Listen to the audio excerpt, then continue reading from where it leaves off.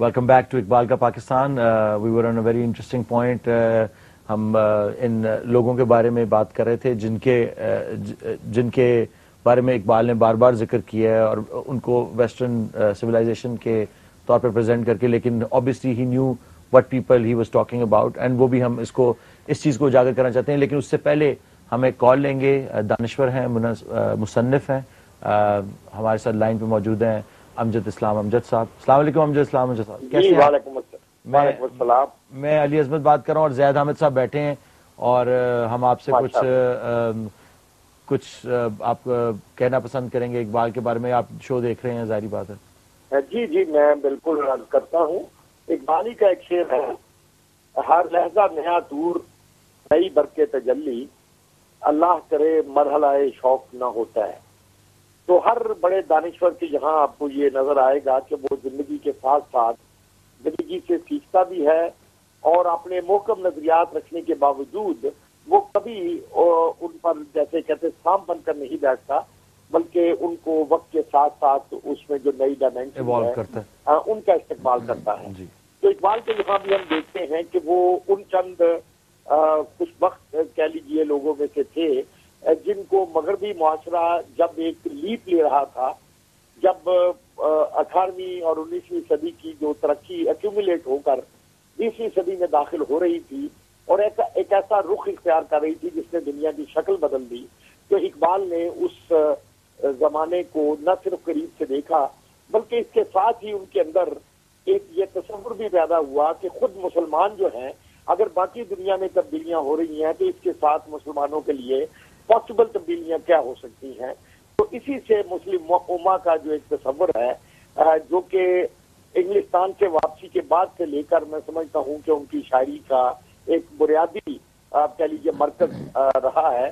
تو یہ جو سال ہیں 1910 سے لے کر 1914-15 کے 4-5 سال, ان میں ہم دیکھتے ہیں کہ اقبال کے یہاں وہ تصور, وہ جو ٹوٹے ہوئے ایک دھاگے تھے ان کو جوڑنے کا اور ان کے ذریعے سے ایک ایسا تصور مسلم امہ کا قائم کرنے کا زمانہ ہے جس میں کبھی وہ طرابلس کی جنگ سے فاطمہ بنت عبداللہ کو دیکھتے ہیں, اس سے لیتے ہیں, کبھی جب وہ اسٹرگل کو دیکھتے ہیں جو ینگ ٹرکس کی اسٹرگل ہو رہی تھی ترکی میں, اس میں دیکھتے ہیں کہ شاید کہیں سے جو ہے آفتاب جو ہے وہ اور ابھرتا ہوا دیکھتے تھے. انہوں نے بار بار ذکر بھی کیا ہے زمانے کی ان کی نظمیں خضر راہ میں, طلوع اسلام وغیرہ میں بھی آپ کو یہ ایک امید کی کرن نظر آئے گی کہ جیسے یہ ٹوٹی ہوئی منتشر مسلمانوں کی جمعیت جو ہے یہ پھر سے ایک جگہ آ رہی ہے.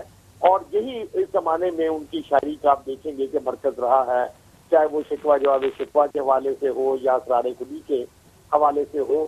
تو یہ وہ زمانہ ہے جب میں سمجھتا ہوں کہ وہ ایک ہندوستان کے شاعر کے طور پر جو جس طرح سے دیکھ رہے تھے اس میں اس سے نکل کر وہ ایک عالمی حوالے سے مسلمان امہ کو اور اس کے حوالے سے پھر بھارت میں بسنے والے یا دنیا کے مختلف ملکوں میں بسنے والے جو مسلمان ہیں ان کی ایک نشت ثانیہ جو ہے اس کا خواب دیکھ رہے تھے.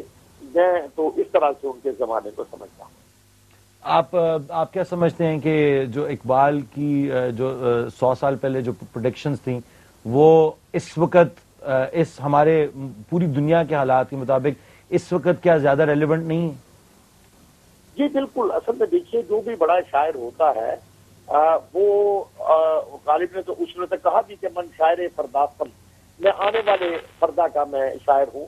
تو اقبال چونکہ ایک انالیٹیکل مائنڈ رکھتے تھے, فلسافیکل مائنڈ رکھتے تھے, چنانچہ انہوں نے جو پیش گوئیاں کی ہیں وہ نجومیوں والی پیش گوئیاں یا دل کو بہلانے والی نہیں تھی, بلکہ ان کے پیچھے ان کا علم تھا, ان کا مشاہدہ تھا, اور جس طرح سے وہ انسانی رشتے جو پوری دنیا میں شکل اختیار کر رہے تھے ان کو وہ دیکھ رہے تھے. آگے چل کے آپ دیکھیے کہ انہوں نے ایک زمانہ جو ہے اس میں عطا ترک اور رضا شاہ پہلوی سے پہلے امیدیں وابستہ کی اور پھر خود ہی اپنی اس امید کو رد بھی کیا.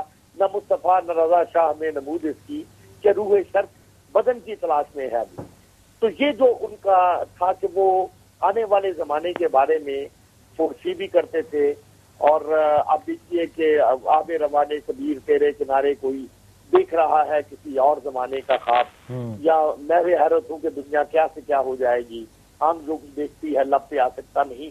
تو یہ بہت ساری پریڈکشنز ان کی جو تھی جو انہوں نے اپنے فلسافیکل انداز میں بیان کی.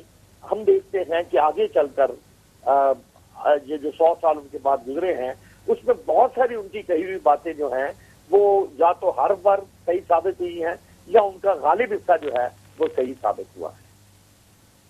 That's very insightful. ماشاء اللہ.